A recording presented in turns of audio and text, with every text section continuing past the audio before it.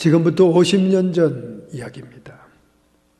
뉴욕에는 뉴포트라고 하는 가장 아름다운 거리가 있습니다. 뉴욕시에 최대 갑부들이 모여 살고 있는 그런 동네입니다.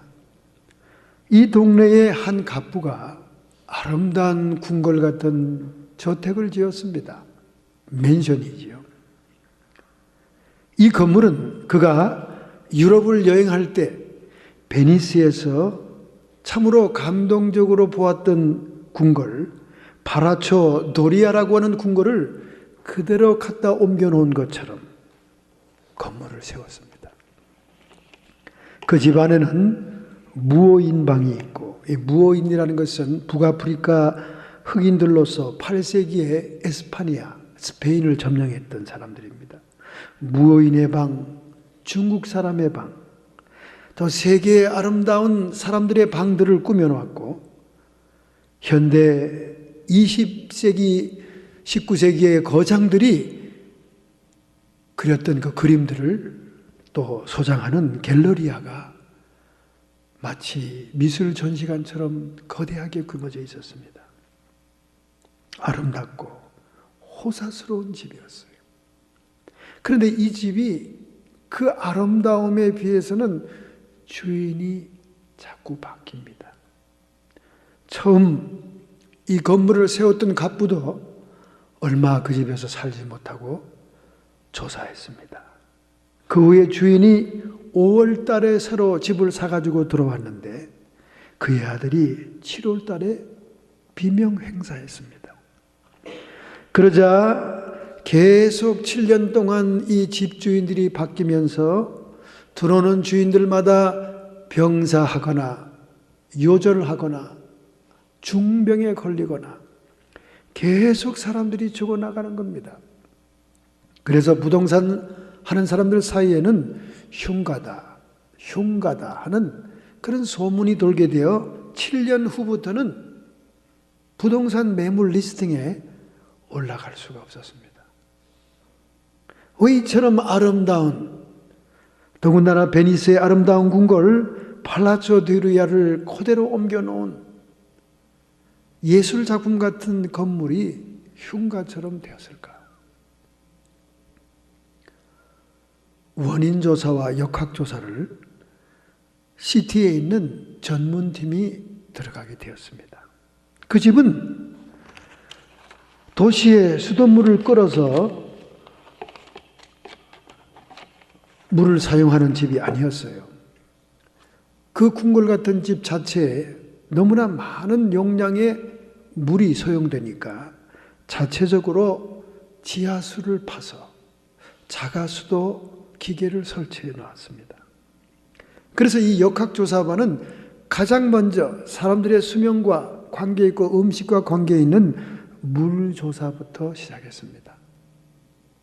그랬더니 그 물 속에서 비소가 나온 것입니다. 독극물이 나온 거예요.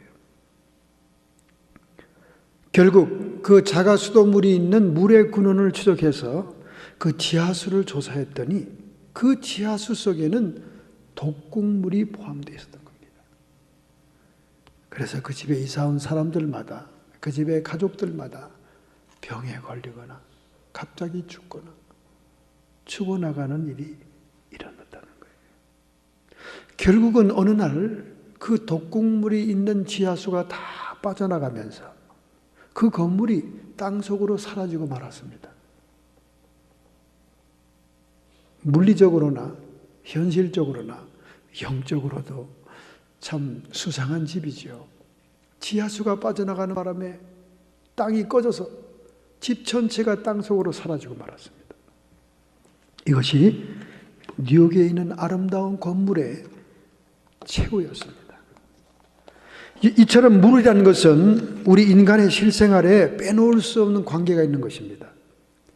인간의 삶 속에 필수적인 물입니다. 여러분, 물이라는 것은 H2O예요. 수소 둘에 산소가 붙어있는 화학 물질입니다. 그런데 산소도 수소도 굉장히 불에 잘 타는 원소예요. 불에 잘 타는 원소가 모여서 물이 됐는데 이 물이 불을 끈다는 것이 또 얼마나 미스테리합니까? 염화 나트륨도 마찬가지예요. 소금처럼 세상에서 귀한 것이 어디 있습니까? 그러나 소금의 원소를 따로 떼어놓고 보면 염소와 나트륨인데 염소와 나트륨은 다 독극물입니다. 그런데 그것이 모아서 소금이라는 인간 생활의 필수적인 물질이 되고 있잖아요. 동식물 세포 가운데 물이 차지하는 비율은 대개 70%가 넘습니다. 우리 몸 안에 5쿼터에 피가 흘러가고 있는데 그 중에 3쿼터가 물이라는 겁니다. 우리 몸 전체의 몸무게에 각 10파운드 중에 7파운드가 물이라는 겁니다. 70% 이상이 우리의 몸이 물이라는 사실이에요. 그러니 얼마나 생물이 존재하는데 물이 귀중한 것입니까? 얼마 전에 화성 탐사를 갔던 나사의 비행체가 그곳에 물이 있느냐 없느냐가 최대의 관심사였어요. 그래서 클린턴이 중요한 안보회의를 주관하는데 쪽지가 오지 않습니까? 화성에서 물이 발견됐다. 그래가지고 타픽으로 나오고 또 한동안 또 물이 없다. 또 타픽으로 나오고 최근에는 땅속에 물이 있다라는 것이 또 화성 탐사의 결론이 됐습니다. 물이 있고 없고는 생명이 존재한다 존재하지 않는다의 기본적인 요건이기 때문에 그렇습니다. 우리가 살고 있는 이 세대에 물이 얼마나 귀하다는 것은 이미 우리가 알고 있지만은 오늘 본문에 보면 아브라함의 아들인 이삭이 그 당시에 번영을 가져오는 데 있어서 식수와 짐승들의 물에 운물이 얼마나 중요하다는 것이 본문에 나오고 있습니다. 이삭이 비록 가뭄이 들어서 남쪽으로 가나안 지역을 벗어나고 있음에도 불구하고 또다시 그의 부친처럼 애굽에서 실수를 범치 않게 하기 위하여 하나님이 그를 저지시킵니다. 그는 하나님의 돌보심으로 말미암아 애굽까지는 내려가지 않지만은 그러나 블레셋 땅에 머물면서 그들과 갈등을 하게 됩니다. 하나님이 그를 엄청난 축복을 부어주시니까 본토인인 블레셋이 시기하고 질투하는 겁니다. 그래서 그 아버지가 팠던 우물들을 다 메꾸어서 그가 기업을 경영할 수 없도록 만드는 겁니다. 그 당시에 목축업이라는 것은 사람이든 짐승이든 물이 없으면 살 수 없고 번성할 수가 없는 것입니다. 그래서 토착민과의 갈등은 끊임없는 이삭의 가정의 문제였습니다. 마치 이것은 성도들이 복을 받으면 배 아픈 불신자들의 핍박을 받는 것과 같고 같은 교회 성도들이라도 누군가가 복받고 있다면 시기 질투하는 그런 모습을 볼 수 있는 것입니다. 그러나 진정한 하나님의 축복은 오늘 본문에서 하나님이 함께 하심이었습니다. 임마누엘 하나님의 축복이 있는 이삭에게 번영이 따라왔다는 것이에요. 이러한 하나님의 축복은 이방 사람에게 하나님의 위엄과 증거하는 데 중요한 매개체가 됩니다. 과연 너에게 여호와 하나님이 살아있음을 내가 보았노라. 이방인의 입에서 28절에 신앙 고백이 나올 정도의 거부가 됩니다. 이 거부가 되는 과정에는 이삭이 운물을 파는 사건이 연달아 일어나게 됩니다. 그는 먼저 그의 부친인 아브라함이 팠던 운물들을 메꾸어진 운물을 파냅니다. 세상에 이것만큼 쉬운 거 어디 있겠습니까? 수맥을 찾을 필요도 없죠. 그리고 많은 노동을 들일 필요도 없는 것입니다. 이미 파져 있는 운물을 판다는 것은 물이 개런티 되는 거거든요. 그래서 아브라함이 팠던 그 운물을 팝니다. 처음에 에색이란 이름의 운물을 파니까 블레셋이 쫓아와서 그걸 메꿔버립니다. 이 운물의 이름들은 그 운물의 역사와 배경을 보여주는 거 아닙니까? 여기 에색이란 말은 억압하다, 강탈하다의 뜻을 가진 아샤크에서 유래된 히브리 말입니다. 즉 이삭이 그 운물들을 사용해서 번성하는 그 꼴을 블레셋이 못 보는 겁니다. 그래서 막 억압하고 핍박을 하는 거예요. 또 뺏어가는 겁니다. 그래서 에색이라는 이름을 붙였어요. 그 다음에 두 번째 운물을 파는데 그 이름은 신나입니다. 신나는 공격하다, 대적하다라는 사탄이라고 하는 히브리 말에서 유래된 겁니다. 천사의 타락, 사탄 명칭하고 똑같은 거죠. 그 사탄에서 나온 신나, 계속해서 공격하여 멸절한다. 영혼도 피폐케 하는 그런 극심한 공격을 이삭이 당하게 되었다는 겁니다. 그 다음에 계속 피해 다니면서 또 다른 운물을 파는데 그것이 르호봇이었습니다. 르호봇은 라하브라는 히브리 말에서 왔습니다. 넓다, 확장되다, 크게 열린다. 더 이상 그들과 싸우지 않고 그리고 파기 쉬운 아브라함 부친의 운물을 대파는 것이 아니라 그들이 완전히 다른 지역에 가서 그들 스스로가 맨 땅을 파서 운물을 만드니 그 운물이 르호봇, 넓다, 확장된다, 크게 열린다는 다툼이 사라지고 핍박이 사라진 평화로운 운물을 만나게 되죠. 그리고 하나님의 큰 번영의 축복을 주게 됩니다. 그래서 그 운물을 또 떠나 부엘세바에 올라갔을 때 여호와 하나님이 단을 쌓는 이삭에게 나타나서 아브라함에게 주었던 하나님의 약속을 다시 그에게 줍니다. 거기서 또 우물을 파죠. 그 부엘세바. 이 세바란 말은 7번을 얘기하는 겁니다. 7번의 맹세, 7개의 우물 이렇게 다 뜻이 있는 거죠. 부엘세바에서 우물을 팝니다. 이 세바란 말은 맹세한다 그런 말입니다. 이 부엘세바에 하나님을 만나고 약속을 재확인하고 난 다음에는 블레셋 왕과 그의 군대 장관이 찾아와서 평화 조약을 맺자고 요청하지 않습니까? 이것은 완전히 이삭의 승리를 얘기하는 거예요. 이삭이 폭력을 가지고 대항하지 않고 온유하고 참고 인내하면서 그들을 괴롭히는 자들을 용서하면서 다투지 않고 피해가고 관용했을 때 하나님의 약속, 하나님의 임재로 그들이 완전한 승리를 갖게 되는 거죠. 그래서 28절에 여호와께서 너와 함께 계심을 우리가 분명히 보았노라.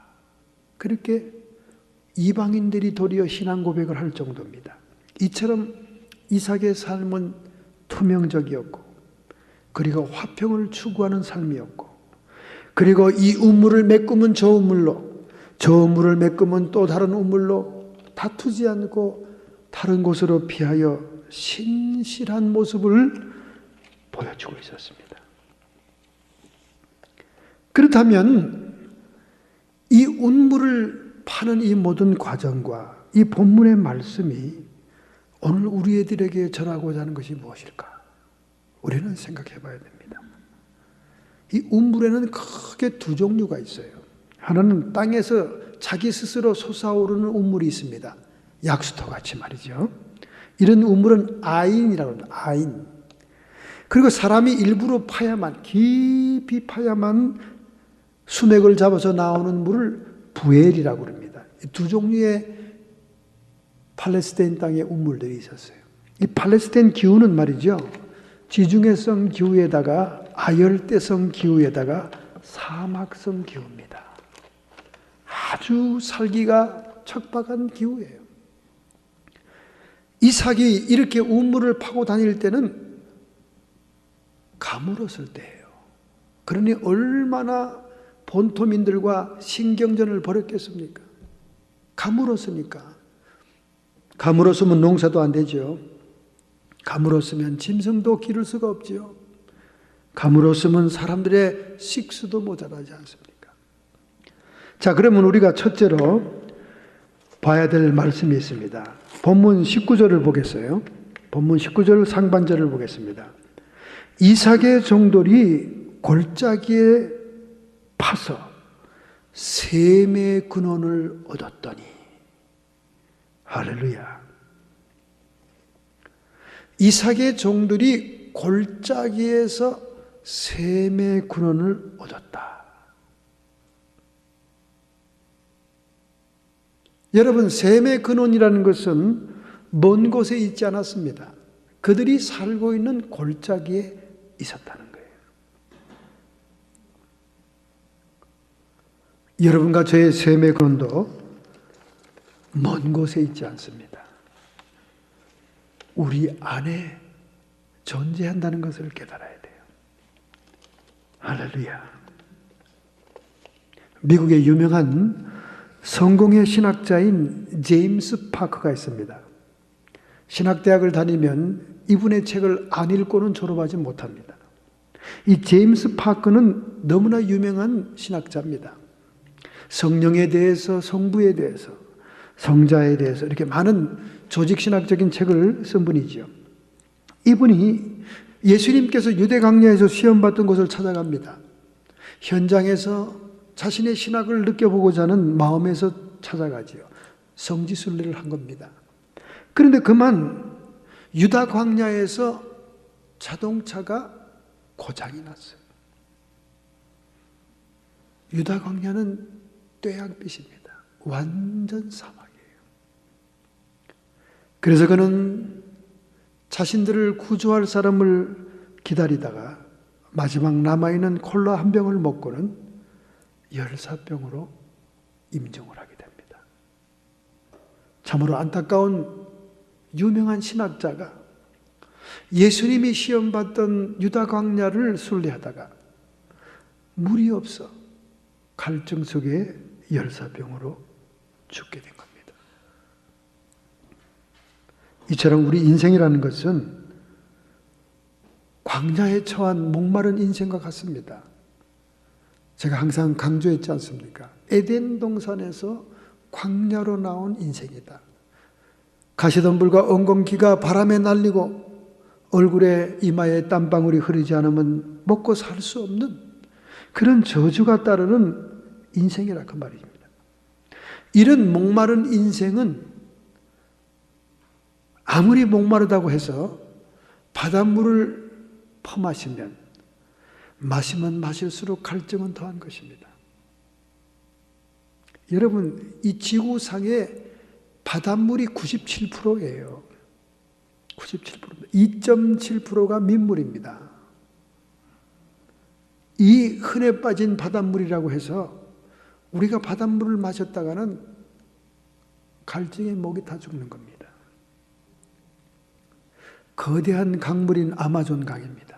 그 강물이 흘러내려가고 있고 강물 끝에 대서양이 있는데 한 화물을 운반하는 큰 배가 아마존 유역을 들어서기 전에 바닷가에서 운행하고 있었습니다. 그런데 그 거대한 배에 물이 동인한 거예요. 그들이 긴 바다 여행을 하면서 물을 많이 비축을 못한 것입니다. 그래서 이 선장이 어떻게 물을 구하라고 애를 쓰고 있는데 마침 아마존 강 쪽에서 떼목배가 내려오고 있는 거예요. 그 선장이 반짝거리는 불빛으로 떼목에 있는 사람들에게 사인을 보냅니다. 떼목에 있는 사람들이 보니까 큰 배에서 불이 번쩍거리는데 이거 비상상황이구나. 조금 있다 수기로 선장이 막 말을 전달하는 거예요. 이 뱃사람들은 이 수기가 무슨 말을 전하는지 압니다. 수기를 딱 보니까 우리 배에는 먹을 물이 하나도 없다. 너희들이 혹시 물을 가진 거 있으면 나눠 먹을 수 있느냐. 그런 비상 요청을 하고 있는 거예요. 그래서 이 뗏목에 있는 이 선장이 손가락을 큰 작다기를 들어서 바닷물 밑으로 막 대면서 흔들었습니다. 그리고 손가락으로 전부 다 선원들이 아래를 가리켰습니다. 선장은 금방 알아차렸어요. 밑에 있는 물을 퍼먹어라 그 말이에요. 그래서 밑에 물을 두레박을 던져서 퍼먹으니까 아마존 강에서 흘러온 민물이 그 바다 표면에 있었던 겁니다.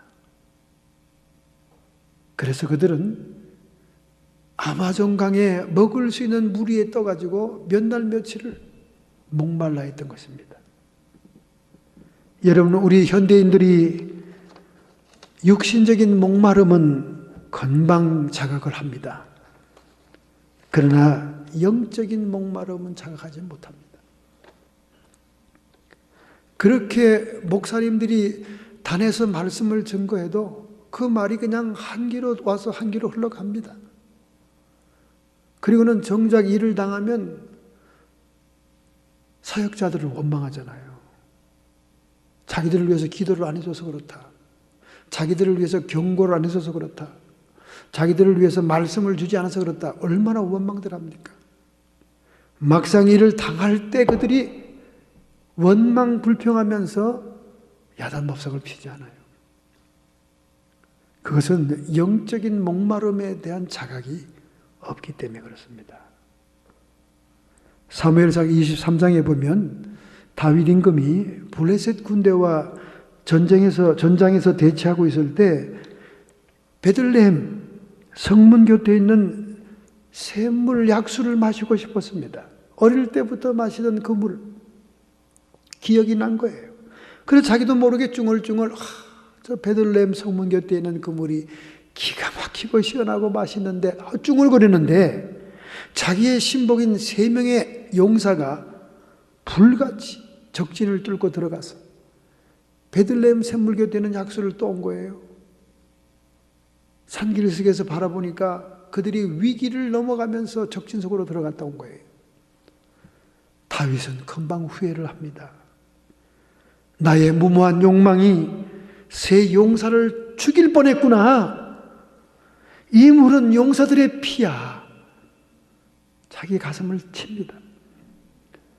용사들은 정중히 다윗 왕에게 그 물을 떠다 드립니다. 그는 자신이 도저히 이것을 먹을 수 없다. 이것은 내 용사들의 피값이야. 그래서 여호와께 드리겠다 하면서 제단 위에 올려서 예배를 드리는 모습이 사무엘하 23장에 나옵니다. 다윗 왕의 갈증을 보고 용사들이 피 흘림을 불사하고 뛰어들어 가져온 그 물이 여호와 제단에 드렸다 하는 것은 바로 이 생수와 같은 목마름의 물이 예수 그리스도와의 피와 연결된다는 것을 암시하고 있는 사건입니다. 요한복음 14장 27절에 예수님께서 말씀하십니다. 평안을 너희에게 끼치노니 곧 나의 평안을 너희에게 주노라. 내가 너희에게 주는 것은 세상이 주는 것 같지 아니하니라. 너희는 마음에 근심하지도 말고 두려워하지도 말아라. 우리 영혼의 갈증, 영혼의 목마름을 자각해야 됩니다, 여러분.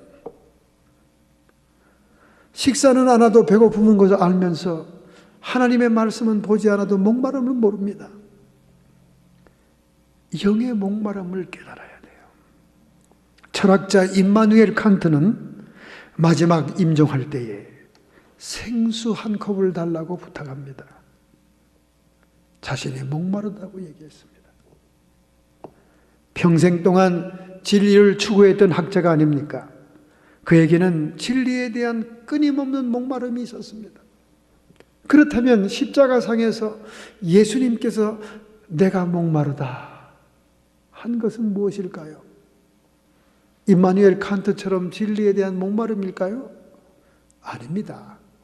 예수님이 십자가상에서 내가 목마르다 한 것은 죄인의 모형으로서 탄식하는 말씀인 것입니다. 이미 십자가상의 예수님의 모습은 죄인의 모습이에요.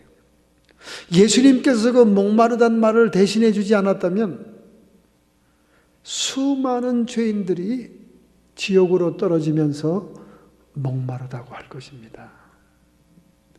우리의 인생은 우리 영은 목마른 겁니다, 여러분.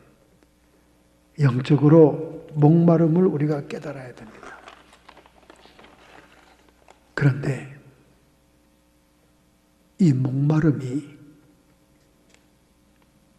이 샘의 근원이 그들이 거처하던 골짜기에 있었던 것처럼 이 목마름이 우리 안에 해결되는 샘의 근원이 있다는 것입니다. 할렐루야. 우리는 이것을 깨달아야 됩니다. 자, 아브라함은 믿음을 상징하는 성부 하나님의 모형이죠. 그 다음에 이삭은 순종을 상징하는 성자 하나님의 모형입니다. 그리고 야곱은 연단을 상징하는 성령 하나님의 모형입니다. 그래서 아브라함은 금으로 상징이 됩니다. 금은 모든 것의 기본이죠, 기본. 모든 것의 기준이 되지 않습니까? 심지어 새 예루살렘 성의 길바닥이 금으로 되어 있다고 그러잖아요. 새 예루살렘 성이 길바닥이 아스팔트가 아니라 금으로 되어 있는 이유가 뭘까요? 금 같은 아브라함이 믿음이 있어야만 그 성길을 갈 수가 있다는 뜻입니다. 할렐루야. 오늘 이 아브라함 믿음이 상징하는 성부 하나님을 믿는 믿음이 있냐 그 말이죠. 두 번째, 이삭은 순종을 뜻한다 그랬어요. 그가 모리아산 꼭대기에 제물이 되어 바쳐질 때도 묵묵히 순종합니다. 이것은 마치 모리아산에서, 골고다 산에서 똑같은 지역에서 돌아가신 우리 주님, 십자가에 달리신 그 성자 예수님을 상징하는 거 아닙니까? 그 마음을 좀 알라고 하나님이 그 모리아산 시험을 아브라함에게 한 게 아닙니까? 성자 하나님, 순종하는 하나님의 뜻에 순종하여 자기를 희생하는 그 예수님의 모형이 이삭인 겁니다. 그래서 이것은 은으로 상징이 됩니다. 은은 속전을 상징합니다. 모든 속죄의 대가로 지불하는 돈은, 속전은 은화입니다. 은화. 그리고 이 은은 제독작용을 하죠. 옛날 왕실에서 음식이 들어오면 젓가락, 은수저로 이렇게 독이 있는지 언제 알아봤잖아요. 죄의 독, 사망의 독, 사탄의 독을 제거하는 성자 예수님을 상징하는 이삭은 순종의 뜻이 있고 은으로 상징된다 그 말이에요. 은으로. 할렐루야. 여러분이 이렇게 이해가 되면 이해가 굉장히 쉽습니다. 세 번째, 야곱은 연단으로 상징되면서 성령 하나님이다. 오늘 여러분과 제가 예수 그리스도 이름을 영접하고 하나님의 자녀가 되는 순간부터 성령 학교에 입학을 합니다. 성령 하나님은 우리를 사정없이 연단시키는 거예요. 훈련시킵니다.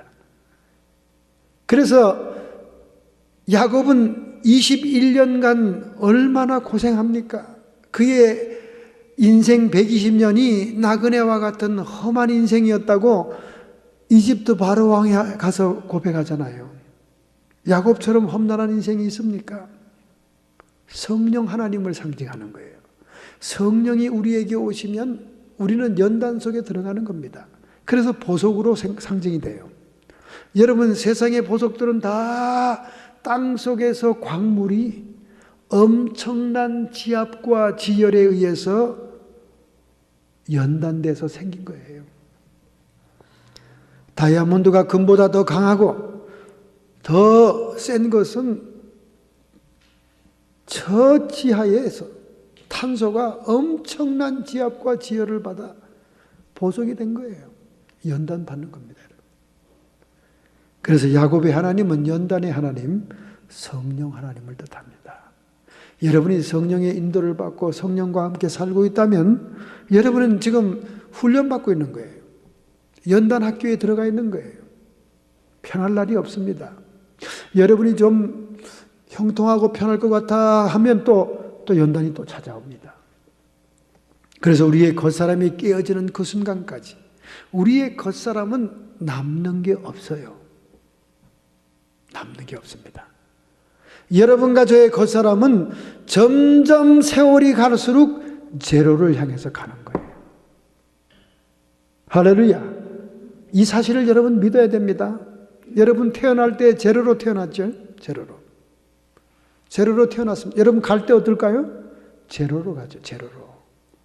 여러분이 화장을 원하신다면 화장이 되면 그냥 티끌 가루가 돼서 강물에 떨어져 퍼지기도 하고 바람에 날리기도 하고, 그 사람은 점점 제로가 됩니다.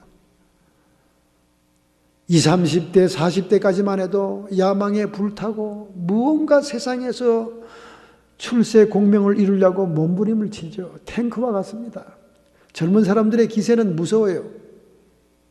그런데 40고개를 넘고 50이 넘고 자식들 다 이제 독립시키고 나게 되면 점점 제로로 가는 거예요. 그 사람은 남는 장사가 아닙니다, 여러분. 발부둥 치고 몸부림 쳐봐야 결국은 제로의 땡입니다. 이런 제로가 되는 겉사람을 통해서 우리가 남는 게 있다면 속사람밖에 없는 거예요. 우리의 영밖에 없는 거예요. 우리 영혼만 성숙해지는 겁니다. 하나님의 형상, 그리스도의 형상을 회복하는 겁니다. 할렐루야. 그래서 우리에게 남는 장사는 속사람이에요. 속사람이 장성해야 되는 거예요. 이것을 일찍 깨달은 사람들은 신앙에 불타게 되어 있는 거예요. 믿음 생활을 잘하게 되는 겁니다. 헛되고 헛되다. 전도서나 잠언서에 얘기하는 솔로몬의 영화를 보세요. 모든 것이 헛되다. 마치 바람을 잡는 것과 같다. 그렇게 얘기하잖아요. 세상에서 가장 많은 것을 가졌던 사람의 고백입니다. 결국 남는 것은 우리 영혼의 성숙입니다. 속사람은 장성하죠. 겉사람은 후패합니다. 제로가 됩니다. 그래서 셈의 근원이 우리 안에 있다는 거예요. 요한복음 4장 13절, 예수께서 대답하여 가라사대 이 물을 먹는 자마다 다시 목마르거니와 야곱의 우물을 퍼먹는 자는 다시 목마르다, 그 말이야. 육신은 끝이 없다, 그 말입니다. 욕망이. 요한복음 4장 14절입니다. 내가 주는 물을 먹는 자는 영원히 목마르지 아니하리니 나의 주는 물은 그 속에서 영생하도록 솟아나는 샘물이 되리라. 할렐루야. 야곱의 우물은 가뭄 때 말라요. 그럼 먹어도 끝이 없습니다. 그러나 우리 안에서, 예수님 안에서 솟아나는 생수, 그 샘물은 영생하도록. 남는 장사는 속사람이라니까. 그러니까 여러분, 이제 노년의 이름은 세상 것을 더 추구하기보다는 신앙생활을 더 추구해야 정말로 남는 장사하는 거예요. 할렐루야. 그래서 초막절, 명절 끝날 큰 날에 예수님이 성전 턱에 서서 이렇게 말씀합니다. 요한복음 7장 37절 39절, 명절 끝날 곧 큰 날에 예수께서 서서 외쳐 가라사대 누구든지 목마르거든 내게로 와서 마시라. 나를 믿는 자는 성경의 이름과 같이 이사야 12장 3절과 에스겔서 47장 1절의 이름과 같이 그 배에서 생수의 강이 흘러넘치리라. 이는 그를 믿는 자의 받을 성령을 가리켜 말씀하신 것이니라. 오늘 여러분과 저 안에 있는 셈의 근원은, 생수가 흘러넘치는 강물의 근원은 우리 안에 오신 성령이심을 믿으시면 아멘 합시다. 이 성령은 예수의 영을 의미하는 것입니다. 여기에 우리의 셈의 근원이 있다. 영원토록 솟아나는 것이다. 여러분과 저라는 이 겉사람, 이 육신은 시공간을 초월하지 않습니다. 이 세상에 태어나서 물질 세계에 들어오면요, 시공간에 얽매여 사는 거예요. 제가 지난번에도 설교했죠. 어린아이가 태어납니다. 그러면 그를 둘러싼 환경은 물질 환경이라고 그랬습니다. 물질 환경이라는 것은 인간의 오감으로 접촉해서 느끼는 겁니다. 보고 먹고 코로 느끼고 오감으로 물질 환경을 느끼는 거예요. 그러면서 몸부림치고 발부둥을 칩니다. 그것으로 자기가 살 수 있는 것을 얻기 위해서 자꾸 경험하고 그것을 잡아당깁니다. 물질 환경에 물질을 잡아당깁니다. 그러면서 활동하면 활동할수록 자의식이 생기는 거예요. 자기의식이 생깁니다. 그 다음에 이 물질 환경으로 우리의 본능을 충족하면 그것으로 만족하면 될 텐데 사람의 본능이라는 것이 욕망이 한이 없는 거예요. 디자이어는 하나님이 우리의 생존을 위해서 기본적으로 준 것이지만은 사람은 그 물질 환경을 뛰어넘어 남이 갖고 있는 것까지도 뺏으려고 합니다. 물질 환경 밖에 있는 것이 사람의 환경입니다. 사람의 환경. 그 사람의 환경 속에 있는 딴 사람이 가지고 있는 것까지도 가져가려고 해요. 그게 욕심이 이제 발동하는 거죠. evil desire라고 합니다. 그 다음에 그 사람 환경 밖에는 우주 만물의 환경이 있습니다. 저 하늘에 반짝이는 별들이 있고 그 하늘은 우주는 검어요. 검어. 우주가 검다는 것은 무슨 의미일까요? 이 우주 만물을 움직이는 것은 하나님이 빛으로 움직이고 있다는 뜻입니다. 우주에 반짝반짝 빛나는 것 외에는 다 어둠, 칠흑 같은 어둠이에요. 이 말은 무슨 말이냐? 우주와 만물을 빛으로 하나님이 운행하고 있다는 거예요. 천지를 창조할 때 처음으로 빛이 있으라 했던 것처럼 그 빛이 지금까지 우주 만물을 운행하고 있는 거예요. 그 빛이 말씀이요. 그 말씀이 생명이라고 요한복음 1장 1절에 얘기하고 있는 것입니다.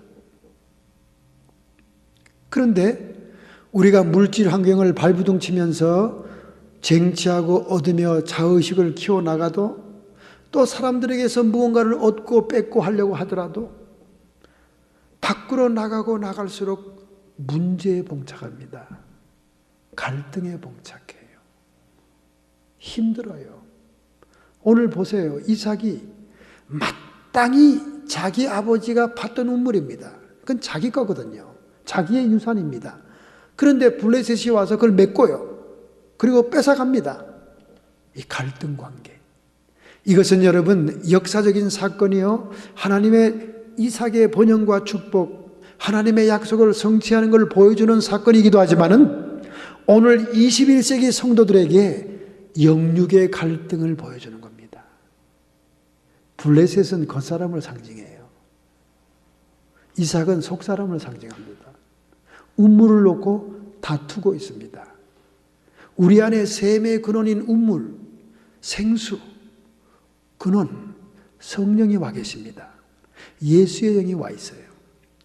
우리의 영혼, 속사람은 이삭은 예수님의 명령 따라 예수님의 뜻 따라 살고 싶어요. 그런데 자꾸 블레셋에서 와서 방해합니다. 운물을 뺏어가려고 해요. 운물을 메꿉니다. 성령의 음성과 성령의 인도와 뜻을 따르지 못하게 육이 방해하고 갈등하고 있는 거예요. 여러분 이런 영적인 진리를 깨달아야 오늘 본문을 진짜 이해하는 겁니다. 할렐루야. 우리가 겉사람을 확장시키기 위해서, 겉사람을 출세시키기 위해서, 내 자의식을 더 강화시키기 위해서 손을 밖으로 뻗치면 뻗칠수록 갈등이요, 불가능이요, 피곤한 인생이 되는 거예요. 물질을 가지려고 하면 할수록 더 고통이요, 사람과 관계를 더 맺으려고 맺을수록 더 배신이요, 사람으로부터 배반을 당하는 거예요. 그리고 저 멀리 만물과 우주를 향해서 우리가 손을 뻗치지만은 우리의 손이 닿지 않은 불가능의 영역입니다. 달나라에 한두 번 갔다 온다고 해서 달나라를 정복했습니까? 화성에 한 번 보냈다고 해서 화성이 지구의 땅이 됐습니까? 오늘 나에게는 불가능의 영역이다 그 말이에요. 자꾸 밖으로 뻗치면 뻗칠수록, 겉사람이 확장되면 될수록 나는 불가능의 한계에 부딪히고 나는 좌절감에 빠지게 되고 점점 내 것은 아무것도 아닌 것이 되고 마는 거예요. 그러나 셈의 근원은 그들이 살고 있는 골짜기에 있었듯이 여러분과 저의 배 속에 있습니다. 영혼 속에 있습니다. 거기에 생명의 근원인 예수의 영 성령이 와 계십니다. 우리는 안쪽으로 들어가야 될 줄로 믿습니다. 할렐루야! 안쪽으로 들어가야 돼요. 제가 지난번에 얘기했죠. 지성소에 하나님을 만나기 위해, 하나님의 영광을 보기 위해 그 해의 대제사장이 칠흑같이 어두운 지성소 안으로 희생제물을 들고 들어가야 하는 것처럼, 우리가 살 길은 우리의 내면 속으로 들어가는 길밖에 없습니다. 겉사람을 확장시키는 것이 아니요 속사람을 확장시켜야 됩니다. 할렐루야! 할렐루야! 자, 그러면 우리 자아라고 하는 자아의식 바로 옆에 속으로 들어가면 양심이 반짝거리고 있어요. 양심. 본래 예수 믿지 않고 거듭나지 않은 양심은 화인맞은 양심입니다. 죄를 지어도 무감각한 양심이에요. 그 양심을 얘기하는 게 아닙니다. 중생하고 거듭난 자의 양심이 반짝거리고 있어요. 그 양심만 따라 살아도, 그 양심만 따라 물질 환경과 이웃과의 관계를 맺어도 우리는 원만한 사랑의 관계를 맺을 수 있습니다. 하나님의 성령으로, 하나님의 말씀으로 씻겨진 그 양심이 시키는 대로만 우리가 움직이면 기본적인 사랑의 관계를 맺을 수 있어요. 할렐루야! 그러나 그 양심을 넘어 더 안쪽 셈의 근원 성령으로 들어오면 성령님의 인도가 있는 것입니다. 할렐루야! 그 성령님의 인도를 따르게 될 때 하나님의 기적을 체험하는 거예요. 정말 성령의 사람들은요, 미리 계획을 세우지 않습니다. 정말 성령의 사람들은 작정도 하지 않습니다. 정말 성령의 사람들은 순간순간 기도할 때마다, 묵상할 때마다 하나님의 인도를 따릅니다. 자의식을 주장하지 않아요. 자기 경험을 주장하지 않습니다. 여러분, 베드로의 인생 팔자가 바뀐 전환점이 있습니다. 베드로는 갈릴리 바다에서 어부로 경험이 많고 유능한 어부였어요. 아마 베드로가 그냥 그 어부 짓을 하면서 그때까지 살았다면 로마에서 순교당할 일도 없고 평범한 사람으로 자기의 수를 다 누리고 살다가 죽었을 겁니다. 그런데 그 베드로의 팔자가 얼마나 팍복한지 멍청한 짓을 하고 말았잖아요. 기적을 체험하고 난 다음, 기적을 체험할 때 뭐라 그럽니까? 선생이요, 내가 밤이 맞도록 그물을 던졌으나 선생의 말씀에 의지하여 그물을 내리리다. 자기가 그토록 갈릴리 바다의 전문가임을 포기하지 않습니까? 경험으로 축적된 자의식을 포기하는 거예요. 자기의 겉사람을 포기하는 겁니다. 그리고 왠지 어쩐지 모르지만 하여간 몇 시간 동안 배를 붙들고 있으면서 선비 같은 그 랍비가 증거하는 말씀을 듣는 동안 마음이 감동이 되어서 그 말씀에 권위가 있어서 그 말씀대로 행함으로 인하여 기적을 체험하게 되잖아요. 그리고는 그는 그의 모든 생업 도구를 다 팽개치고 예수님을 따라가지 않습니까? 팔자가 달라진 거지요. 그 팔자의 터닝 포인트가 뭡니까? 자기 경험, 자의식을 따르지 않고 속사람, 성령의 음성, 예수님의 말씀을 따라 그의 인생을 던진 겁니다. 할렐루야! 오늘 이 베드로는 여러분과 저의 가장 존경받는 수제자의 이름으로 남아있잖아요. 그가 비록 로마에서 자기 수명을 다 채우지 못하고 순교했다 할지라도 그는 하늘나라의 24장로 중에 있는 참으로 영광스러운 자리에 있잖아요. 그가 왜 그렇게 됐어요? 그가 왜 그렇게 됐습니까? 그 내면 속에 있는 셈의 근원을 찾아간 것입니다. 내면 속에 있는 셈의 근원을 찾아가는 것이 바로 깊은 곳에 그물을 던지는 거예요. 할렐루야! 여러분, 깊은 곳에 그물을 던지든 얕은 곳에 던지든 전문가는 베드로라니까. 그 나이 때까지 그물로 먹고 산 사람이에요. 랍비 선생이 뭘 합니까? 깊은 곳에 그물을 던지라. 여러분의 속사람, 여러분의 삶의 근원에다가 여러분의 인생의 그물을 던지라는 거예요. 할렐루야. 그냥 양심 따라만 살아도 우리는 이웃과 대인관계에 사랑의 관계를 맺을 수 있어요. 우리 양심은 하늘의 별처럼 반짝거리잖아요. 도와줄 건 도와줘라, 불쌍하다, 나눠 먹어라. 그러나 성령의 인도는 더 예리하시다 그 말입니다. 그것이 삶의 근원입니다. 이 성령의 약속은 구약시대부터 하나님이 우리에게 주신 약속들입니다. 에스겔서 36장 26절, 새 영을 너희 속에 두고 새 마음을 너희에게 주되 너희 육신에서 굳은 마음을 제하고 부드러운 마음을 줄 것이며 또 내 신을 너희 속에 두리라. 예레미야 31장 33절입니다. 나 여호와가 말하노라 그러나 그날 후에는, 그날에는 예수님의 십자가 대속이 이루어진 후에는 내가 이스라엘 집에 세울 언약이 이러하니 곧 내가 나의 법을 그들 속에 두며 그 마음에 기록하여 나는 그들의 하나님이 되고 그들은 내 백성이 되리라. 히브리서 8장 10절 11절, 히브리서 10장 15절 16절. 주께서 가라사대 그날 후에 내가 이스라엘 집으로 세울 언약이 이것이니, 구약의 예레미야를 인용한 것입니다. 내 법을 저희 생각에 두고 저희 마음에 이것을 기록하리라. 나는 저희에게 하나님이 되고 저희는 내 백성이 되리라. 또 각각 자기 나라 사람과 각각 자기 형제를 가리켜 이르기를 주를 알라 하지 아니할 것은 저희가 작은 자로부터 큰 자에 이르기까지 나를 알미니라. 또 성령이 우리에게 증거하시되 주께서 가라사대 그날 후로는 저희와 세울 언약이 이것이라 하시고 내 법을 저희 마음에 두고 저희 생각에 기록하리라. 성령의 우리 속사람의 오심을 얘기하는 거예요. 오늘 여러분과 저에게 샘의 근원, 생수의 강의 근원, 생수의 근원이 우리의 속사람 속에 오신 예수의 영이요 성령이라는 것입니다. 우리는 이 성령, 예수의 영을 통해서 시공간을 초월할 수 있는 영생하는 생명을 갖게 됩니다.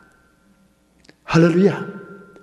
우리는 육신을 입고 있는 동안에 시공간을 초월할 수 없는 한계적인 인간에 불과하지만 속사람에 와 계신 성령을 통해 이 모든 우주 만물을 지배하시는 하늘과 땅의 권세를 회복하신 예수의 영이 우리 가운데 계심에 만물의 충만을 그의 몸된 성전을 통해, 교회를 통해 체험할 수 있는 것입니다.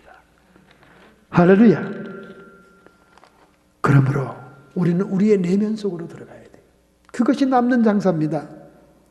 여러분, 밖으로 너무 확장하지 마세요. 밖으로 너무 일 버리지 마세요. 정리하세요. 왜? 결국은 제로니까. 결국은 제로예요. 미친 듯이 뛰어봤자 결국은 제로입니다. 여러분은 아무에게도 더 이상 받을 길이 없고 남는 장사가 아니에요. 오직 내 안에 계신 성령의 인도를 따라, 성령의 말씀을 따라 순종할 때 우주 만물의 충만함을 체험할 수 있는 풍성한 번영이 이삭에게 온 것처럼 우리에게 오게 되는 것입니다. 할렐루야. 수년 전에 알래스카를 탐험하는 탐험가들에 의해서 알래스카 산맥 뒤쪽에 항상 따뜻한 호수를 발견합니다. 셀라위크 호수라는 유명한 호수입니다. 그런데 이미 이 호수는 수백 년 전부터 에스키모 인디안들에게는 겨울 양식을 저장한 창고라는 별명을 가지고 있었습니다. 여러분, 알래스카가 여름에도 추운 동네 아니에요. 북극 동네 아닙니까? 그런데 혹한의 겨울에는 얼마나 춥겠습니까? 모든 호수와 모든 바다가 얼잖아요. 그러면 얼음을 뚫고 간신히 고기를 낳고 하는데 이 호수는 겨울에도 김이 무럭무럭 나는 호수예요. 거기에 풍성한 물고기가 있습니다. 그래서 에스키모인들은 겨울의 식량 창고다. 왜? 겨울에도 뜨뜻하게 목욕할 수 있게 들어가서 얼마든지 물고기를 낚아가지고 오니까. 이것을 현대인들이 발견하고는 기가 막히고 혀가 찬 겁니다. 그래서 해양학자들이 그 호수에 대해서 연구를 했습니다. 도대체 이 호수가 왜 그렇게 뜨뜻한가? 이유를 알 수가 없어요. 수백 마일 떨어진 곳에 태평양이 있고 바다가 있습니다. 그러니 뭐 바다에 조류가 들어올 이유도 없고, 그리고 그 근처에 어떠한 무슨 뜨거운 온천도 없습니다. 그래서 이분들이 조사를 마치고 떠나가려고 그러는데 마지막 물속을 탐험하던 잠수부가 소리를 쳤어요. 조사단원이 떠나가지 말라.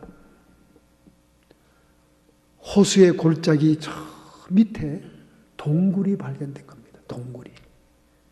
잠수부가 그 동굴을 들어가려고 하는데 동굴에서 엄청나게 뜨거운 물이 흘러들어오고 있었어요. 그러니까 지하에 뜨거운 온천수가 호수 밑바닥에 있는 동굴로 들어와서 찬물과 융합이 돼가지고 1년 내내 뜨뜻한 물이 된 겁니다. 오늘 여러분과 제가 겉사람이 늙고 있습니다. 겉사람이 점점 잃어버리고 억울함을 당하고 핍박을 당합니다. 겉사람은 열악할 수도 있고 병들 수도 있습니다. 그러나 우리의 영혼 속에 있는 생수의 그런 영혼 속에 깊은 동굴이 있어서 성령과 예수의 영과 연결이 되어 있다면, 할렐루야, 우리는 이 에스쿠모인들이 1년 내내 신선한 고기를 잡아 겨울의 식량 창고가 되는 것처럼 우리 주님의 인도를 받는 이삭의 번영을 체험할 수 있을 줄로 믿습니다. 할렐루야. 두 번째로 오늘 본문의 말씀 22절 상반절을 보겠습니다. 이삭이 거기서 옮겨 다른 운물을 팠더니, 이삭이 거기서 옮겨 다른 운물을 팠다는 거예요. 자꾸 블레셋 사람들이 자기 아버지 운물을 파면 그들도 잘 아는 위치니까 와서 메꾸고 뺏어가는 거예요. 그래서 할 수 없이 그들이 완전히 장소를 옮겨서 르호봇이라는 우물을 팝니다. 그 다음부터는 다툼이 없어졌다라 그랬어요. 다툼이 없어졌어요. 오늘 여러분과 저의 셈의 근원을 발견하고도 영육의 갈등으로 불순종하는 것들을 제해야 될 줄로 믿습니다. 블레셋이 쳐들어와서 이삭을 괴롭히는 것은 속사람과 겉사람의 갈등을 얘기하는 거예요. 아무리 성령의 감동이 오면 무슨 소용이 있습니까? 아무리 성령이 우리를 깨닫게 하면 무슨 소용이 있겠어요? 아무리 그날 설교 말씀에 은혜 받고 박수를 치면 무슨 소용이 있겠습니까? 금방 교회 문을 나설 때 겉사람이 왕성하고 자의식이 자기를 주장하면서 받은 바 감동과 받은 바 성령의 인도를 소멸시킨다면 무슨 소용이 있겠냐 그 말이에요. 이삭이 거기서 옮겨 우물을 새롭게 판 것처럼 이제 우리는 더 이상 자신의 자의식과 자신의 경험을 신뢰하지 말아야 됩니다. 새로운 우물을 파야 되는 거예요. 할렐루야. 때때로 성령이 인도하시고 성령이 감동 주는 것이 너무 낯설고 새로울 때가 많습니다. 왜? 영적인 세계와 육적인 세계는 차원이 다르기 때문에 그래요. 차원이 다르기 때문에. 그래서 많은 사람들이 예수 믿고 성령께서 와 계신데도 그냥 그 타령에 신앙생활 하는 거예요. 세상 사람과 다름이 없습니다. 수많은 세월을 교회 나와서 그저 주일날 말씀을 들으면 달긴 한데 감동스럽고 기쁘긴 한데 그것도 잠깐. 세상 나가면 세상 사람보다 더 억척스럽고 더 욕심부리고 더 부귀공명을 추구하는 겉사람의 인생을 산다고 말해요. 우리 안에 있는 셈의 근원 보화를 그 가치를 우리가 보존하지 못하고 있는 거예요. 크레프트라고 하는 네브라스카주의 농장 주인이 있었습니다. 그런데 이 크레프트는 바로 옆집에 댄이라고 하는 사람의 농장이 탐났어요. 근데 댄은 이 크레프트에 비하면 소택지에 불과하며 조그만 연못이 있고 조그만 초장이 있는 자그마한 농장에 불과합니다.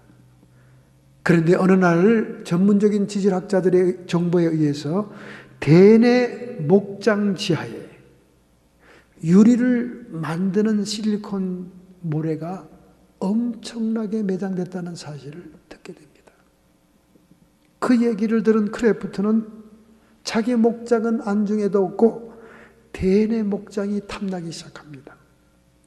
그래서 원수같이 지나던 그 이웃이 말이지요, 갑자기 친구같이 다정해지기 시작하다니 대인 집에 맛있는 음식도 갖다 주고 연장도 만들어 갖다 주고 뭐 이렇게 친하게 지나면서 자꾸 접근하는 거예요. 대인이 감동이 됐습니다. 하인 나승이 나이가 들더니 철이 드는가 봐. 그러니 어느 날 자기의 본 내용을 꺼내는 겁니다. 사실은 내가 우리 목장의 가축들이 엄청나게 번성을 해서 택지가 더 필요해. 풀이 모자란단 말이지. 거기다가 자네는 바로 옆에 연못이 있으니까 우양 가축들의 물이 먹기 얼마나 편리한가. 그러니 내가 현 시가보다 넉넉히 줄 테니까 나한테 넘기게. 자네는 항상 도시로 나가서 새로운 사업을 하겠다고 자신의 꿈 얘기를 하지 않았는가. 그 2,000불 쳐주겠네. 그 당시는 2,000불이 어마어마한 돈입니다.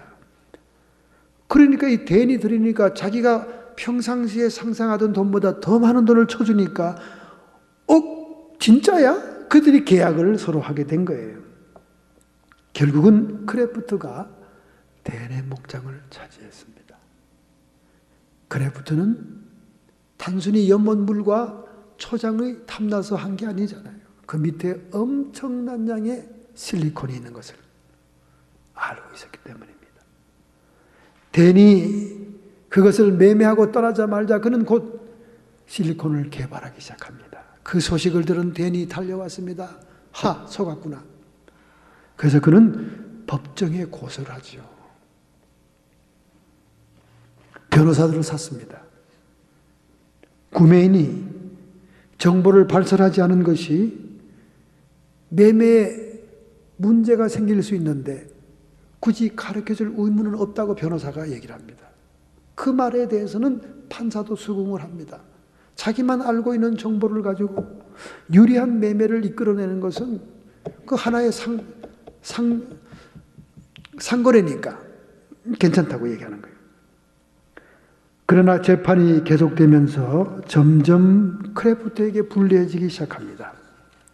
왜냐하면 그가 그 땅의 가치에 대해서 침묵을 지켰다면 사기를 친 게 아니지만은, 그러나 그 땅의 가치를 은폐하기 위해서 거짓말로 단순히 목장을 확장하고 목초지를 이용하기 위해했다는 말을 많이 하면서 강조한 것은 진실을 은폐하기 위한 거짓말이었다. 그러니 이것에 대한 책임은 물어야 된다. 결국 판결이 나기를 73,000달러를 더 대인에게 주는 것으로 합의를 보고 재판이 끝난 것입니다. 여러분, 대인의 실수가 무엇입니까? 자기의 조그만 보잘것없이 보이는 목장 밑에 있는 엄청난 지하 자원을 그가 미처 몰랐다는 것입니다. 오늘 수많은 기독교인들이 여전히 세상적인 방식으로 세상 사람보다 더 못하게 살아가고 있고, 날이 갈수록 더 악해지고, 더 신앙이 위선적이고 외식적이고, 더 신앙이 형식적이고, 하나님과 예수님을 외람되게 하고 욕돌리는 그런 형편지경으로 변하고 있냐고 말이죠. 그것은 우리 안에 있는 셈의 근원, 영과 육이 갈등하고 속사람이 겉사람이 서로 싸우고 있는 이 갈등을 극복하지 못하고, 새로운 운물을 파지 못하고, 새로운 모험을 시작하지 못하고, 자기의 경험과 자의식을 누르지 못하고, 새롭게 말씀하시는 성령의 인도를 저버리고 하나님의 음성을 순종하지 못하는 영적인 가치를 간과하기 때문인 것입니다. 오늘 우리는 이 셈의 근원의 가치를 더 발굴하기 위해서 주님을 만나는 일에 기도에 힘써야 될 줄로 믿습니다. 할렐루야. 이 칠흑 같은 우주를 보세요. 그 우주의 찬란한 별들을 보세요. 이것은 하나님이 이 우주를 빛으로 운행하고 움직이고 있다는 증거입니다. 빛을 거두어 가면 우주는 칠흑 같은 어두움입니다. 아무것도 없는 거예요. 여러분과 제가 칠흑같이 어두운 골방에서 하나님께 기도함으로 하나님의 빛을 받고 하나님의 음성과 말씀을 받고 하나님의 생명을 받으며 인도를 받는 깊은 신앙생활로 나가야 됩니다. 이것이 새로운 우물을 파는 거예요. 은혜 받은 사람들의 간증에 은혜 받고 감동하는 것도 귀한 일입니다. 그리고 우리 부모들의 신앙을 자랑하는 것도 귀한 일입니다. 그러나 오늘 내가 모든 고정관념과 선입견을 깨트리고 카더라 하는 전통적인 신앙의 방식을 초월해서 새로운 우물을 파야 된다는 거예요. 하나님과 나의 새로운 인격관계, 하나님의 새로운 명령과 말씀, 하나님의 인도를 받아야 된다는 것입니다. 플로리다의 장로교회에 제임스 케네디 목사님이 있었습니다. 이분은 전도 폭발이라는 세미나와 과정을 만드신 분이지요. 참으로 부흥이 없던 장로교회에 부임해가지고 그는 전도 폭발이라는 프로그램으로 엄청난 부흥을 하지요. 그는 항상 그런 말을 합니다. 군인들이 빛나는 구두, 외출이나 출장을 나갈 때 구두를 얼굴이 비치도록 닦잖아요. 그리고 자랑스러운 훈장, 견장, 상관에게 깍듯한 예의를 갖추고 예의 바르고 신사 같은 그런 군인, 그것만으로는 절대 군인이 아니라는 거예요. 군인은 전장에 나갈 수 있어야 된다는 거예요. 오늘 여러분의 믿음과 저의 믿음이 윤리적이고 차분하고 겸손하고 단순히 보기에 아름다운 정도로는 하나님의 사람이라 할 수 없다고 말입니다. 하나님이 감동 주시고 말씀 주시고 하나님의 성령이 인도하는 대로 살아갈 수 있는 전쟁터에 모험을 감수할 수 있고 희생을 감수할 수 있는 그런 성도라야 참 하나님의 사람이라고 말입니다. 할렐루야. 창세기 26장 22절 본문에 말씀합니다. 이삭이 거기서 옮겨 다른 운물을 팠더니 그들이 다투지 아니하였으므로 그 이름을 르호봇이라 하여 가로되 이제는 여호와께서 우리의 장소를 넓게 하셨으니 이 땅 위에서 우리가 번성하리로다 하더라. 바로 새 운물을 판 장소로부터 하나님의 약속이 이루어지는 번영이 왔다고 말입니다. 오늘 여러분과 제가 누구인가 무엇을 얻고 무엇을 뺏고 내 욕망을 채우고 내 욕심을 채우겠다는 생각보다 하나님이 우리가 죄인 되었을 때 그의 사랑을 예수 그리스도를 보냄으로 확정했듯이 하나님의 의를 여러분과 제가 성령의 인도를 따라 사랑을 통해 이루어 나갈 때 하나님은 우리에게 붓고 또 부어 주심을 믿습니다. 뭐 간단한 예예요. 갈릴리 바다는 사해 바다로 요단 강물로 흘러내립니다. 그러니까 갈릴리 바다는 풍성한 물고기들이 살고 있어요. 생물이 삽니다.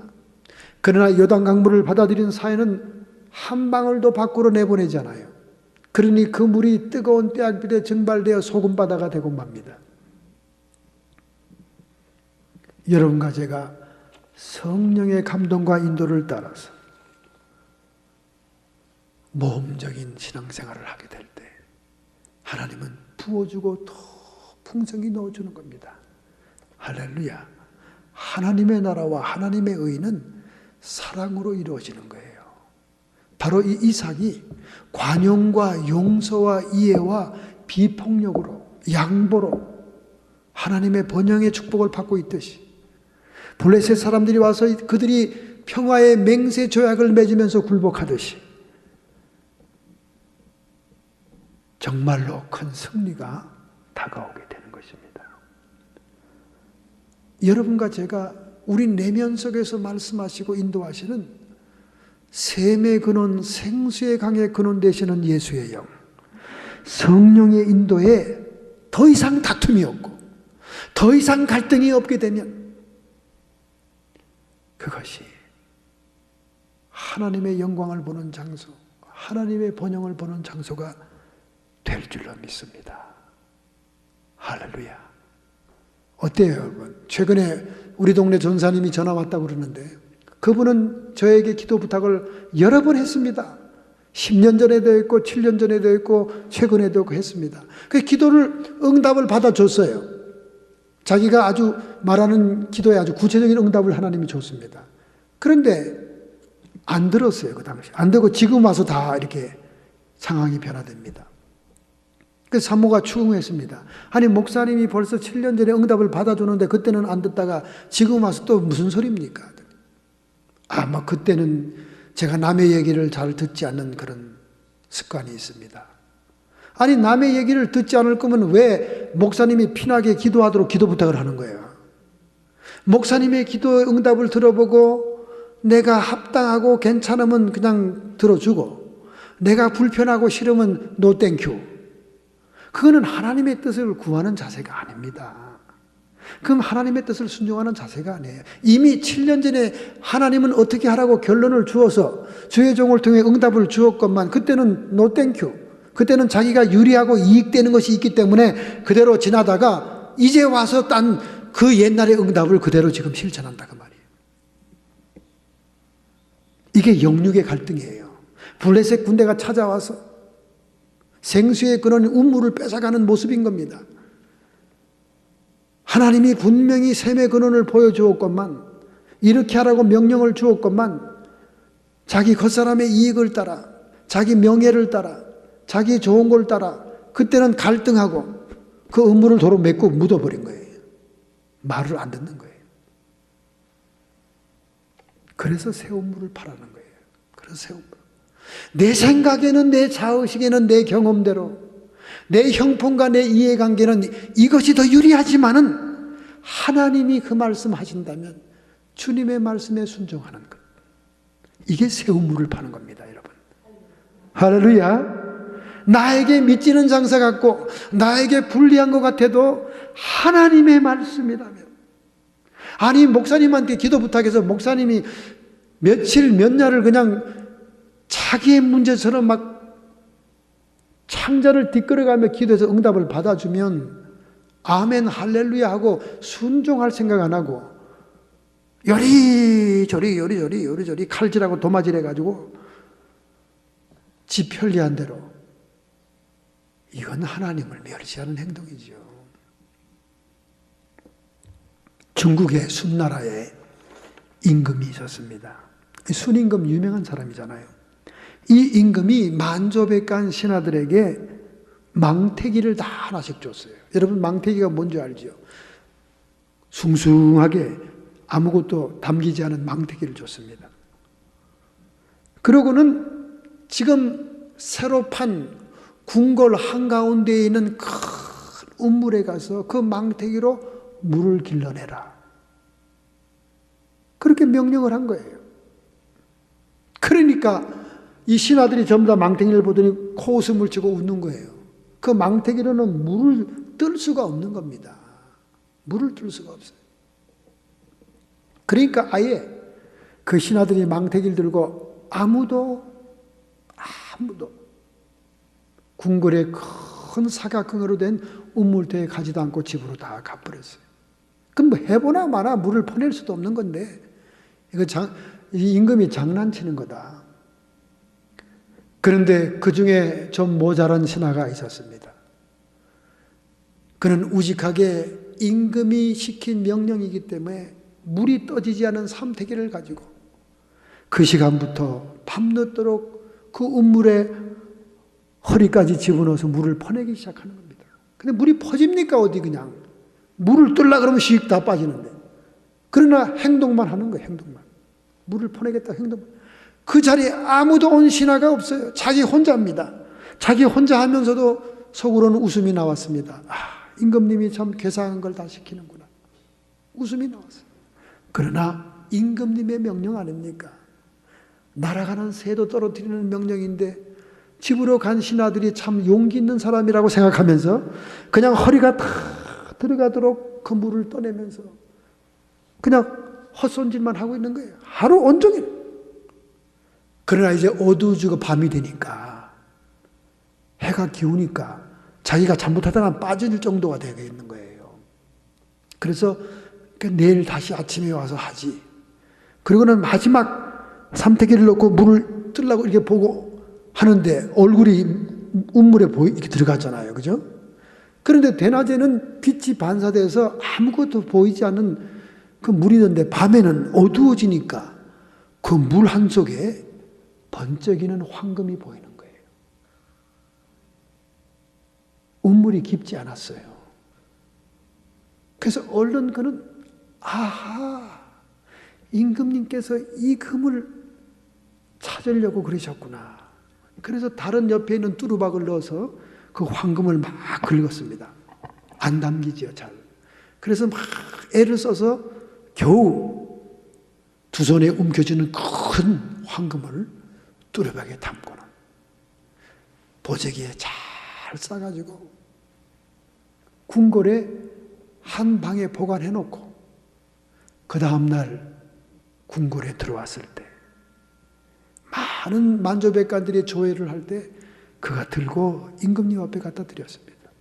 대왕이시여, 제가 운물을 삼태기로 파고 있을 때 날이 저물어 비로소 물속이 번뜩이기 시작할 때 찬란한 황금을 발견하게 됐습니다. 혹시 임금께서 이 황금을 찾기 위해서 만조백관에게 삼태기를 준 것이 아닙니까? 그러니 제가 찾아왔나이다 하고는 임금에게 황금을 드리니까 그 임금이 호탕하게 웃는 거예요. 세상에 충성스러운 신하가 한 명 있도다. 그러면서 그 황금을 그 신하에게 도로 주는 겁니다. 나의 미련하고 어리석은 이 명령을 우직하게 순종한 자네야말로 이 황금을 받을 자격이 있는 신하로세. 그러면서 그 황금을 손에 탁 쥐어주는 거예요. 여러분, 세상 임금에게도 미련해 보이지만 순종할 때 이와 같은 상급이 왔습니다. 여러분과 저에게 역사하는 우리 하나님의 성령, 그 성령이 여러분의 내면 속에서 명령하시고 감동 주시고 말씀하실 때 여러분이 그 인도를 순종하고 순종하는 새 우물을 파서 모험 같은 우리의 신앙생활을 해나갈 때 점점 그 음성은 예리하시고 점점 그 음성은 분명해지시고 점점 여러분 생활 속에는 하나님의 성령의 인도를 감당할 수 있는 능력과 축복을 부어주심을 믿습니다. 이삭이 받았던 그 약속의 번영이 오늘 여러분의 가정에 임하기를 주님의 이름으로 축원합니다. 순종을 통해서 나타나기를 축원합니다. 결단하고 결심하는 마음으로 여러분의 가슴에 손을 얹기 바랍니다. 여러분의 아픈 부위에 손을 얹기 바랍니다. 전능하신 주님, 우리 믿는 자들이 세월이 가면 갈수록 더 완악해지고 더 불순종하는 자가 되고 더 하나님과 관계없는 그런 삶을 살게 될 때가 얼마나 많습니까? 이것은 우리의 겉사람을 확장하고 자의식을 강성하게 하여 더 세상적이고 욕심을 피우는 삶을 살기 때문이지 않습니까? 하나님, 우리의 겉사람을 확장하기 위해서 외부로 나가는 인생을 중단하고 어두움 속에 찬란한 빛으로 다가오시는 영광의 하나님을 만나는 저희 생애가 되기를 원합니다. 더 이상 블레셋과의 갈등이 없게, 겉사람과 속사람 영육의 갈등을 사라지게 해주시옵시고, 무조건 하나님의 성령의 음성이면 감사함으로 순종할 수 있는 영의 상태가 되게 해 주시옵소서. 예리한 성령의 음성을 깨닫는 우리의 심정이 되게 해 주옵소서. 그 배에서 생수가 강같이 흘러넘치는 저희들의 삶이 되게 해 주옵소서. 사랑으로 역사하시는 성령의 음성을 순종하는 저희들이 되게 해 주시옵소서. 주라, 그리하면 너희에게 줄 것이니 후이되어 누르고 넘치도록 하여 안겨주리라고 말씀했습니다. 하나님, 나에게 손해가 되고 나에게 불이익이 되는 것 같지만 하나님의 말씀에 순종할 때 그것이 축복이요 그것이 번영인 줄로 믿사오니, 하나님, 저희들이 속사람의 세움물을 파괴해 주시옵소서. 결심하고 결단합니다. 주님 앞에 우리의 결심을 보입니다. 손을 얹은 모든 성도들을 축복하여 주시옵소서. 감당할 능력을 주시옵소서. 더 이상 블레셋과 갈등하지 않고 영육의 갈등이 사라지고 온전히 순종하는 종들이 되게 해 주옵소서. 성령 안에서 생명과 평안이 임할지어다. 육체의 모든 질병들아, 빌라도의 떡락에서 주님께서 채찍에 맞음으로 우리의 질고를 지셨으므로 모든 육체 성도의 육체에서 질병의 근원이 떠나갈지어다. 질병의 뿌리는 뽑혀질지어다. 여호와 라파 치료의 하나님이 이 시간에 임재하심을 감사합니다. 악한 마귀 사탄 귀신의 세력들도 예수님의 이름 권세로 쫓김받아 더 이상 우리 앞에 장애물을 놓지 말지어다. 사망의 영은 떠나갈지어다. 악의 세력은 물러갈지어다. 우리의 세계에 회방하는 모든 세력들은 수르바벨 앞에 평지가 되듯이 형통의 축복으로 함께하여 주옵소서. 예수님의 이름으로 감사하며 축복하며 기도하옵나이다.